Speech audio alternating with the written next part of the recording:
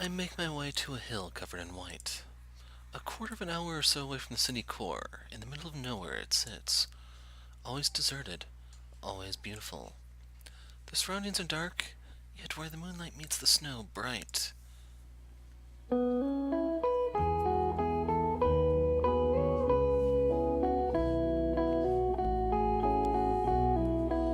top of the hill, I lie on my back.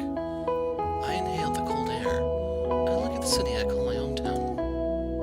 Tiny, tiny lamps, far, far away in the distance. The city is surrounded by a veil. It's not quite black. Above me is the onyx sky. Even that has holes. Tiny, tiny lamps far, far away. Radiant spheres in the sky. A falling star and I'd be ready to depart this earth. Of course, no falling stars show up. Does that mean I have to live on? I giggle. Of course, you dummy. Stars. What are they made out of? Stardust. Sophie. What is Sophie made out of? Stardust. Stardust. What is stardust made out of? Energy. Why is Sophie's energy worth more than Charles? It isn't. Because we all turn into dust eventually, don't we? And then we get consumed by the cosmic soup of the universe. And then we get recombined and turned into a myriad of other life forms. So what makes Sophie special? Nothing. Everything. I get up from the snow mound. I scream, a truly heartfelt one of frustration. I walk home in silence, with the moon staring down at me. With each step, the snow's complaints echo. My body feels fragile and frozen to the core, but I choose to ignore it. I arrive at my street. I move gracefully to avoid disturbing anyone. Out of nowhere, a cat runs out in front of me. It's the color of snow, pure white. It stops to look at me. Then it meows. It runs up to my legs and rubs against my boots. I crouch. Hey there. What are you doing out here all by yourself? No reply, naturally. What are you doing out here all by yourself, Sophie? I exhale deeply. Looking for something, are you? I start stroking the cat's fur. I need to go. I'm sorry. It's late and I need to sleep. The cat looks at me. You should go find somewhere to sleep too. I notice a thin strap around its neck. Your owner might be missing you as we speak. You should go too. I get up and walk. The cat sinks into the white sea away into the night. I quietly enter the house and get into my bed. Moonlight filters through the blinds. The vertical rays of light created by them turn blurry to my eyes, for tears are running down my face. It's the last thing I remember before everything fades out.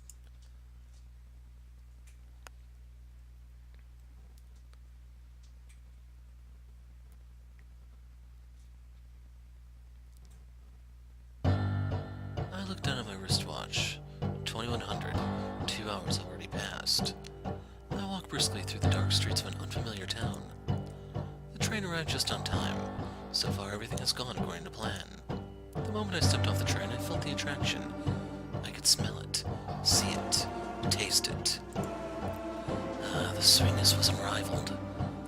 It can only be hers. It has to be. I know it. I feel intoxicated. My princess. My oh so desired princess. I can't wait to see you. You will be mine, and you will love me. We'll be the perfect couple, perfect parents.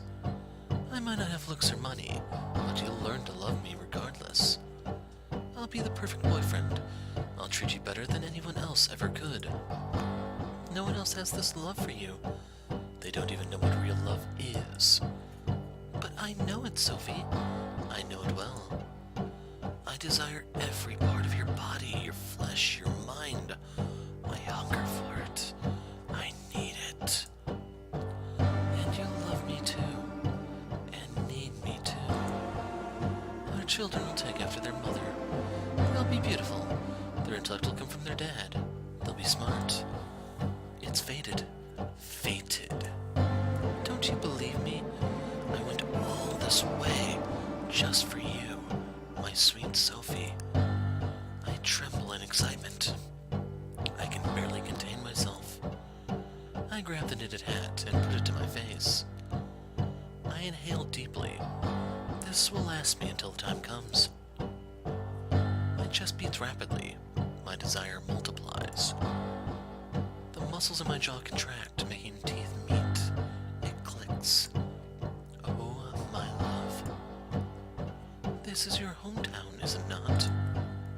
Did you perchance walk down this road when you were young? Perhaps you'd hold your papa's hand with your itty-bitty hands. Maybe you puffed out your unripe chest too. I wager it wasn't supported by a bro at the time. Soon we'll meet. It'll be everything I want it to be. My long-desired Sophie.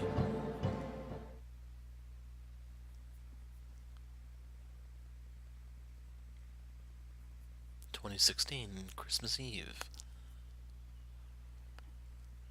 A mountain of gold, and I'm queen, no king in sight. To the observers, a strangely lovable ice queen without love for anyone or anything. And it's not who I am, it's what I became. On my table sits a contract freshly signed. I take another sip of freshly poured wine. Sophie, homeowner. Cool. I felt the need to taste the words. It doesn't feel half bad. However, the taste of the fermented grapes is a bitter one. How come? Today will be the first night spent in my new home. The smell of freshly cut wood is palpable in the air. It was rebuilt from scratch just for me. I lean back in my sofa. I relax and look around. I bought it fully furnished and renovated. The reason? I don't trust myself to do any of that. After all, why do something yourself when someone else can do it better? And I don't have a reason to do anything I don't want to do. Freedom. Some claim this kind of freedom is all they've ever wanted and strived for, something they'd complete their lives. In one sense, correct, but ultimately I say they're wrong. With enough freedom, you end up a miserable sack of shit like me. A person might think they want freedom above all else. In reality, what they need is purpose. Even if they don't think they do, it's what they want. It's never been clear to me. After all my life up until recently, my purpose was carved out for me by others. It's been a wild ride. The kind most people never get the opportunity to have. Do I count myself lucky? Perhaps not. It has transcended that. In fact, it did so a long time ago. But I came out of it the way I am, so what does that say about the ride itself? Vanity. It's gone, and so am I. The previously brimming glass is now empty. Empty. The alcohol hits me right in the face. I rise from the sofa, taking a moment to make sure I don't fall over in my drunken stupor.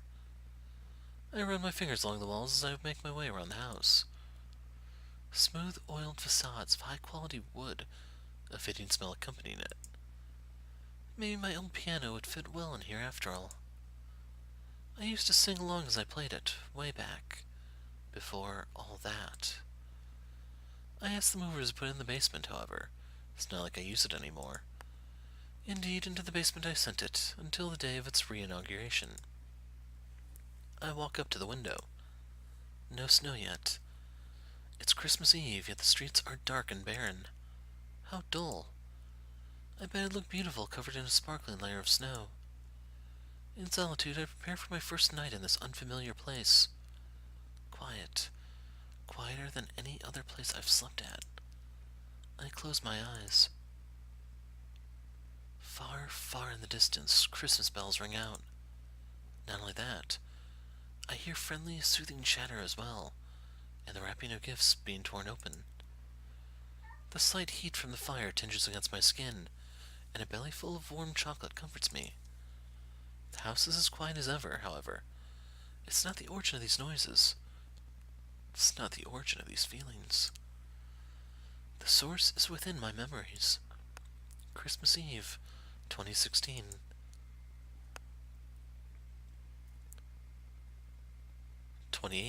Present. One Monday morning, a sharp rap on the door to my room jolts me awake. My eyes open promptly, then I reflexively reach for my phone before a single thought has passed through my head. The brightness from the screen stings my eyes. 12:30. 12:30? A painful first thought of the day. My brain feels like a mixture of mush and heat. What a strange thing to dream about, really.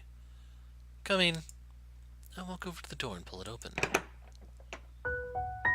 Get up, sleepyhead. Just leave me to my death. I try to shut the door in his face, but he sticks his foot through before I can shut it. Is that any way to treat a friend? Why so grumpy, Sophie? Try staying happy when your beauty sleep is ruined by the incessant pounding of a big oaf at your door. So the truth is out. That's what Princess Sophie really thinks of me. I guess I have no choice but to pack my bags and leave on a journey of self-discovery. What do you want exactly, Charles? I would like to inform you that we will be taking our leave in 10 minutes. Oh, okay. Well then, I guess I better... Wait. 10 minutes? Leave in 10 minutes? Hell no. What do you mean 10 minutes? You have 10 minutes. Should be plenty enough to change up and wash the tiredness out of your system. God knows your face needs it. Hey. My brain is not very quick on retorts in my current state, it seems. What kind of nasty plot are you roping me into? The nastiest plot of daily life. It is a plot created by the maniac in the sky with the iron pen. I groan loudly. No way, I refuse. Fine by me. I head straight back to my bed, only to bury my head into the fluffiest pillow.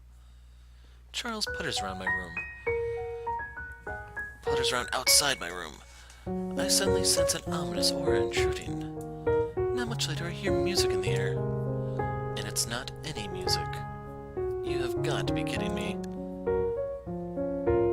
Charles, what exactly do you think you're doing? Nothing like some music to freshen up the day. Where did you get that? Where else? The internet. Since you're on a commission, I figured that I'd enjoy her voice for a while. That's not her. That's me. That's still me. Now she admits it. I groan loudly once more. Turn it off. 10 minutes. You're absolutely incorrigible. I prefer the word inscrutable. It sounds a lot more mysterious. Admitting defeat, I force myself up. The Secret Service should hire you. You'd make a great torturer. I like to think that I'm good at negotiation rather than torture. Let me stop you right there before you rope me into your plans for world domination. Could you at least tell me where we're going? It's confidential. You can't dominate the world if everyone knows about the secret plans, after all. You're unbelievable. I storm out of my room and into the bathroom. A much-desired break from this madman, and the day has only just begun. Today will be fun. I wonder what he has in store. I honestly fear for the worst. After a quick shower, I change into a fresh set of clothes. I exit the bathroom. Charles is, of course, already dressed and ready. So at last we're ready. You sure know how to stress a girl out. Only lazy ones. I want to bark. We head out the door and into the street.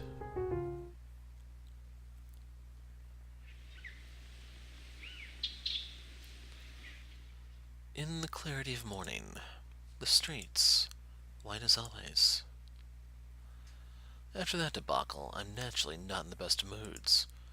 I find myself sending death stares in Charles's direction, but walking in this wintry aftermath as any other day, like any other day, leaves me with a fragile peace. The trudge of steps in the snow, the sound, ample with resonance. I listen to the steps, and everything cold and unpleasant about the day seems to fall away. 2 pairs of feet in the snow. Eventually he stops. Well, here we are. A supermarket. You woke me up and hurried me about just to bring me to a place like this. This is why you made me hurry. Every human being needs daily nourishment, unless you're telling me you have the ability to photosynthesize. An otherworldly humanoid plant hybrid.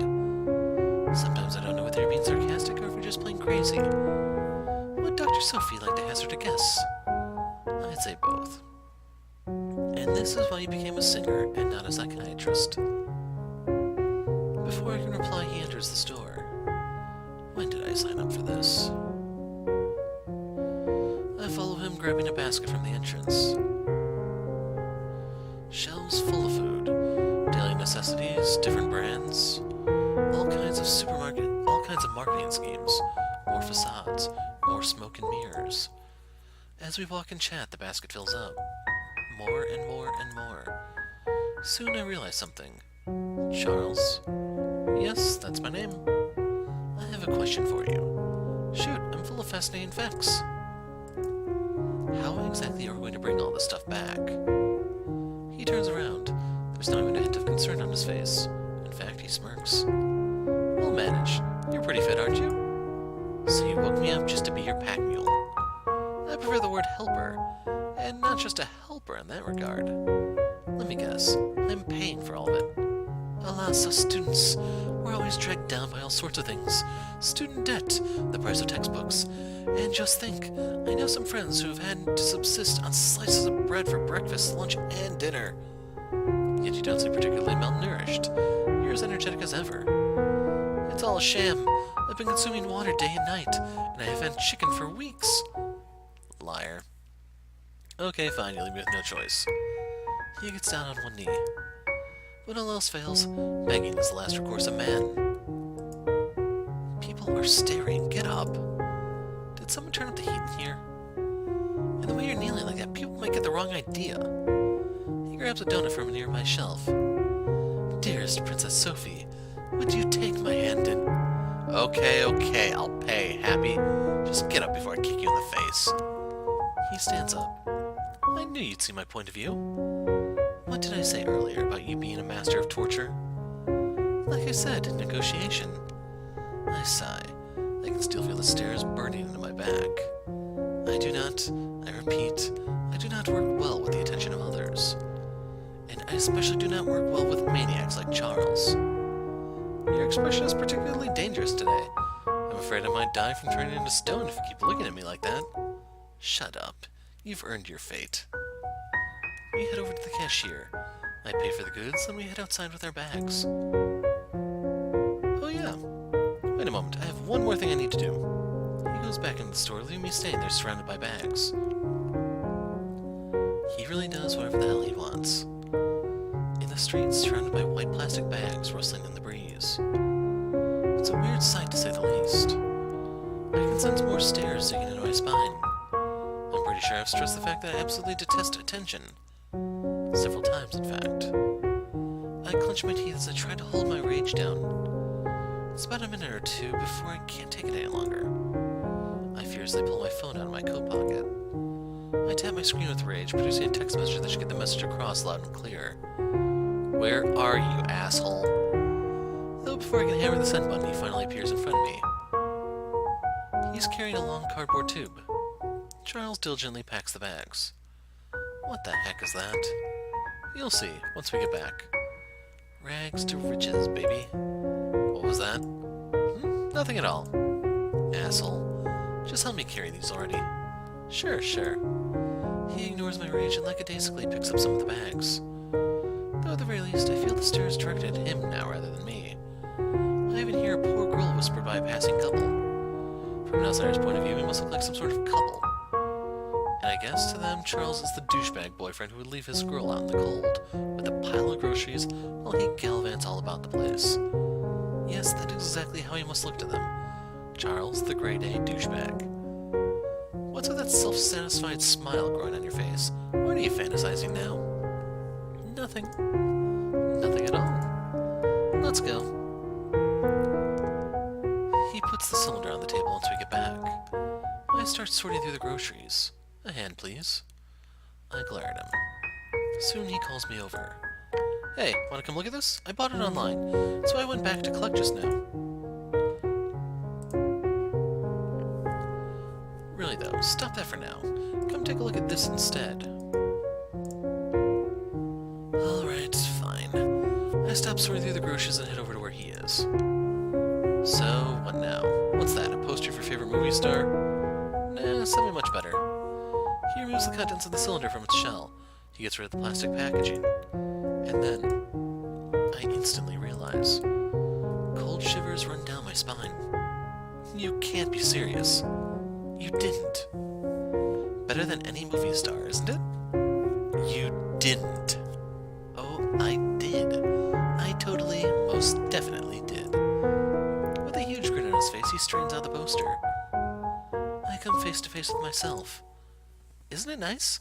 Sophie meets Sophie de. This is quite possibly the worst day of my life. How strange. This is the best day of mine. And it isn't just the poster alone. I would like it signed. You can do that much for your poor childhood friend, can't you? The nerve. Pretty pleased with the cherry on top. We are childhood friends after all. And who knows how much something like that would be worth on some online market. He points at the Photoshop pop star smile that poster's version of me sports. Just look how happy Sophie does. I bet she'd be willing to sign it for me. Then tells Sophie to do it herself. I'm angry, but Charles just laughs in a teasing manner. And of all things, to have a poster of myself in my own home. There's a limit to how self-centered one can appear to be, for God's sake. You're unbelievable. I understand now that I'm dealing with an actual child. You should buy one too and hang around the house. Then you can rest assured you'll be able to watch your own back. I groan. That joke was rancid. Utterly rancid, Charles. Hey, I tried my best. Even better. Don't try at all. Fail and die. Die in a fire. Aw, come on. Don't be so mean. Look at me. I'm a broke man scraping around daily for his next meal. Not broke enough, apparently. That's how the world works, though. You're either poor or rich, broke or broken. Ever consider this? Perhaps the reason you're so broke is because you spend all your money on nothing but garbage. Garbage like this, maybe? Hey now, you'll make Sophie Doug cry. I look at him straight in the eyes. He's not going to budge. This guy. Contain the rage. Eventually, I realize I'm given no choice. Okay, fine, I'll do it. Then you can sell it on eBay or whatever you want, then jump off a bridge. You make me a very happy man, Sophie. Happy and rich. And all I had to do was sell my soul to the devil. Oh, come on, look at it. It's totally cool. You're like a movie star in this one. It's so cinematic. I'd say all it needs to be considered a piece of cultural heritage is an autograph from Sophie God, you're annoying. I pull a marker from my pocket. It's worn out. Partially from being kept in my coat, partially from being well used. Why keep it around? An old habit, I suppose. As I remove the cap and approach the poster, I'm hit with something strange. Perhaps it's the act of looking at myself, and my smiling self. And unconsciously I touch my face. I'm frowning. I think about mirrors cascading into infinity and a million frowns following. And then melancholy. Out of nowhere, a reaction. Didn't I read about something like this before? What was it again? Items of the past may serve as triggers? Nothing is as it is. Everything is connected to a vast sphere of associations. Even something as simple as this paper self. Torn diary pages cast in the wind, swirling back in a tempest. The etch of the marker, the squeak of the ink, everything feels emphasized. Then, a warmth. A hand on my shoulder. Charles looks worried. The print on the simplistic pen crumbles as I run my thumbnail against it. Charles places his hand on my shoulder. Okay, I may have taken certain things a bit too far today. Unlike earlier, his entire demeanor is different. It's reminiscent of that one evening. I pause. I force a smile, unknowing of the fact that it hurt him more than not giving him one at all. Don't worry about it. It's just a stupid poster. Who cares? I care. I apologize. My fake smile vanishes. Nothing to apologize for. I can't let myself be crippled by something so intangible as memories, can I? So flat and fragile. I sign the poster in the most graceful manner I can muster. Nice. Your Your handwriting is pretty. Half a million fan signatures won't do that to you. Anyway, sell it off immediately. That's my only condition. He looks at me for a moment confused. I'm sure as hell not letting you hang that anywhere around here. Was I not able to get that across? He nods in acceptance. Nah, I did. Got it. He opens an auction application on his phone and begins to set up the poster for bidding. Just need to take a nice picture. A few moments pass in silence as I observe his actions. Feels deceitful, don't you think? To get people to bid on something that can be so easily duplicated? That someone can find so much value in what to me feels like something so cheap. He ignores my idle thoughts while he's fiddling with his phone. There we go. It's up for auction. May the highest bidder win. And yeah, perhaps you're right. But let bygones be bygones. Anyway, I think this was the fastest rise and fall of a potentially great business relationship. And as for our first and only deal, as the middleman, my fee will be 100%. You don't really have an interest in this anymore, right? Yep, I'm only doing this for you this one time. I want a clear conscience. Not to mention someone might notice if we do it again. I don't want to be part of any scandal. God knows I've had enough of them. I just hope it makes someone happy. In all honesty and in my defense, I really did think you let me hang it above my bed. I let out a few unrestrained, genuine laughs. As if... Yeah, that's a no, isn't it? Do you want me to spell it out with 3 exclamation points? No posters of me. Ever again. Got it? Yes, sir. What happened to Your Highness? And someone was saying earlier how she wasn't self-centered. Out of all the dumb names, maybe I like that one best. Well, then at least call me ma'am. Got it, Private? I smack my hand on the table just to get the message across. That image does not fit you at all. We stand in silence as I glare at him. I mean, whoa, scary. Then the tension breaks. We burst out laughing, unrestrained and madly. Some much-needed joy on this hellish day of endless banter. Okay, I got it. No more posters. Good to know. Never know what sticks and what doesn't to that dull brain of yours. Then a vibration followed by a bright sound reminiscent of a bell. Charles picks his phone out of his pocket. The next moment he gapes at the screen. Whoa. What? Someone's already bid on it. I go over and peek at the screen. No way. Current bid, $200.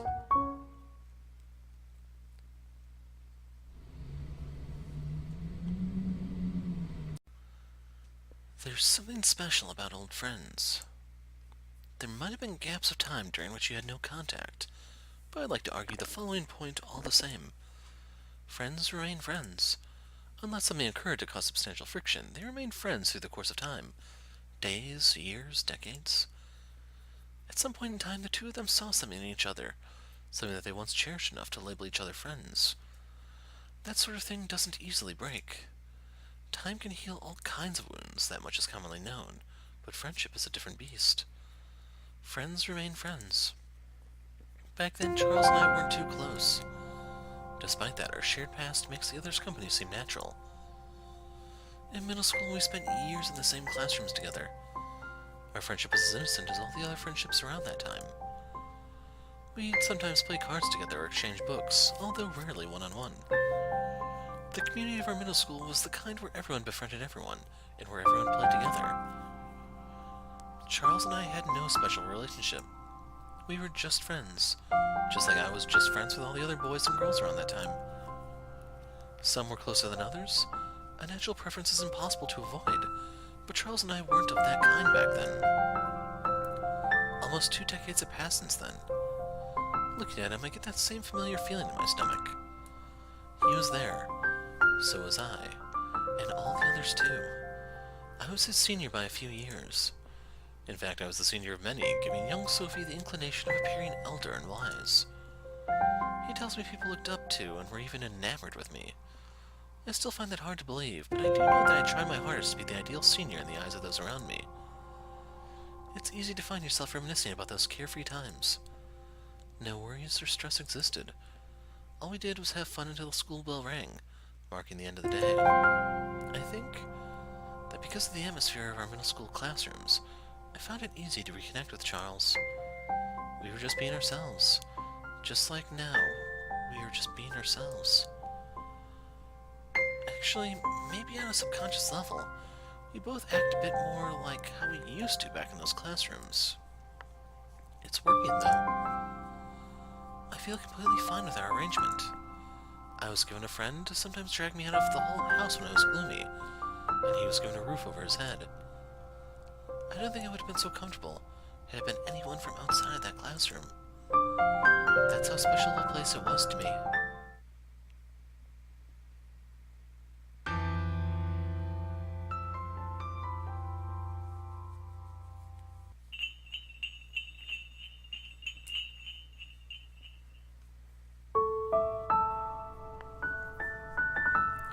Decide what you'll have yet? Huh? No. You better not be spacing out on me. Just think how much time I spent honing my self-confidence to be so overblown it's bursting at its seams. For that fact, I'd be collapsing on the inside out of fear that you'd find me boring. I give him a warm smile. It's quite the opposite. I was just thinking about how I'm surprisingly fine with our arrangement. Oh, today is Christmas Eve. A time of love and unity. Possibly painful exhaustion, depending on one's social or familial arrangements, or one's job. But to my relief, this one's turning out ordinary, a run-of-the-mill holiday with little weight on my mind. I do believe these days that nobody thinks of holidays as special anymore. Just one more normal day in the life of busy, stressed-out human beings, only decked out with a fancy name. At the very least, I'm glad that mine is leisurely enough, ordinary comfort. Just that alone, it makes me really happy. Simple is good. From now on, I want simple, that much I know. Being back inside the warmth sure is nice, though. I look outside. It's as cold as it looks, if not colder. Having a coffee earlier hadn't done a great deal in improving a coldness present ever since I woke up this morning. This, however, did, both physically and spiritually. Now, breathing in the atmosphere of holiness surrounding me, I scan the menu a little longer. Christmas porridge. Who are you and what have you done with Sophie? Huh? Not hungry? That's not it. Alright.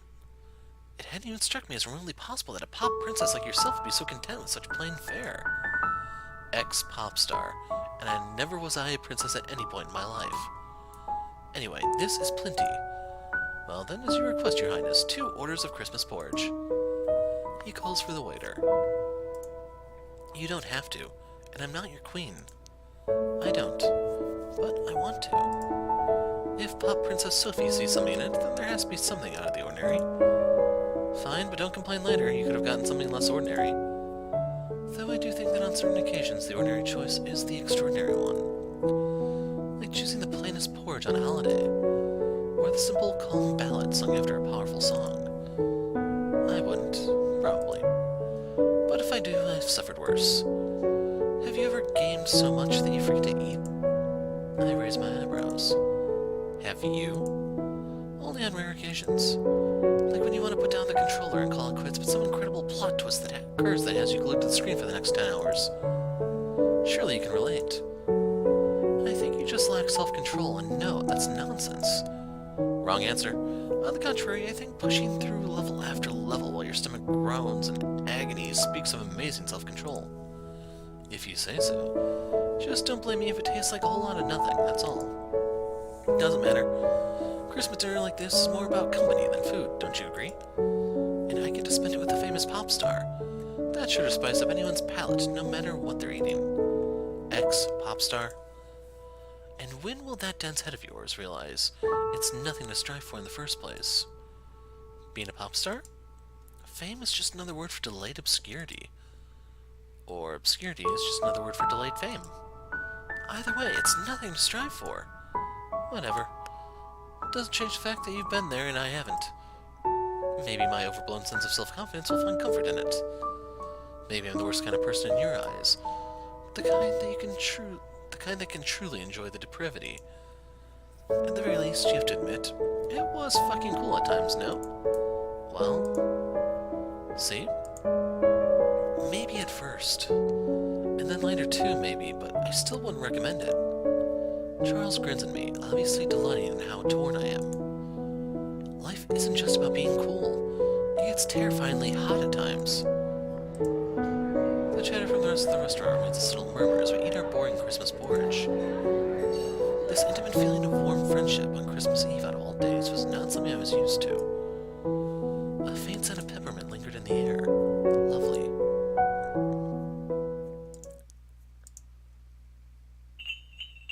Where to now? Well, I don't know about you, but I'd like some alcohol to bring the special day to the next level. Let's get some mulled wine, some walnuts, some warm-ass slippers and blankets, then we can watch TV all day. How does that sound? I couldn't believe I was about to say it, but... Sounds great. Let's do it. Well then, off we go to the nearest supermarket. We spent the rest of the evening watching stupid Christmas shows on the television. With Charles's tipsy commentary, of course, which I have to admit made it all the more fun. The alcohol had gotten to me as well, and my stomach's firmly cramping from laughter. I held my stomach firmly, cramping from laughter. It's conflicting to think about, but it may very well have been the best Christmas Eve of my life. Free from expectations and stress. I felt at peace.